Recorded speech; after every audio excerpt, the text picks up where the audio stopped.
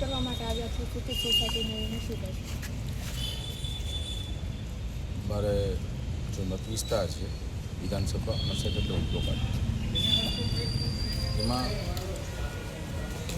ઘણી બધી સૂકી સોસાયટીઓ આવેલી છે અને એ સૂકી સોસાયટીઓ માટે ભારતીય જનતા પાર્ટીની ગુજરાત સરકારે સમગ્ર ગુજરાતની અંદર જે સૂચિત સોસાયટી રેગ્યુલર કરવાની હોય એ સોસાયટીને કંઈ નાના મોટા પ્રશ્નો એનું નિરાકરણ માટે એ પરિવર્તિત વિસ્તાર એટલે સૂચિત સોસાયટી રેગ્યુલાઇઝ કરવી એ કાયદો બનાવ્યો.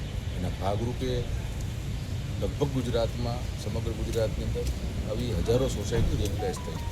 એમાં મારી વિધાનસભા 59 એટલે જે હું જ્યાં ધારાસભ્ય છું તે મારો મત વિસ્તાર છે, એમાં લગભગ આમ જોવા જાય તો 97-98% એટલે ટકા બધી સોસાયટીઓનો રેગ્યુલાઇઝ થઈ ગઈ છે.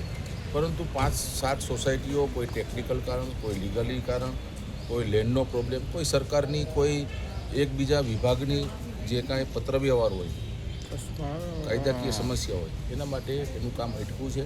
આજે મારા મત વિસ્તારના સોસાયટીના લોકો સાથે મારે કલેક્ટર સાથે પહેલાંય પત્ર વ્યવહાર થયો છે અને માનનીય મુખ્યમંત્રીશ્રીનું પણ મેં પત્રના માધ્યમથી ધ્યાન દોર્યું અને એમણે પણ ખૂબ પોઝિટિવ રીતે આ સમસ્યાનો નિકાલ થાય એના માટે જરૂરી સૂચનાઓ પણ આપી છે. એટલે અત્યારે અમે બધા સોસાયટીના જે પ્રમુખ લોકો છે એમની સાથે કલેક્ટરશ્રીને મેં બધા એમની સાથે ચર્ચા કરવા માટે આ સમસ્યાનું કેવી રીતે જલ્દી નિરાકરણ થાય એના માટે બધા રજૂઆત માટે કઈ સોસાયટી છે? એમાં છે અમારે હરસિદ્ધિ છે, જમના પાર્ક છે, પછી બીજી કઈ છે બાલાજી છે.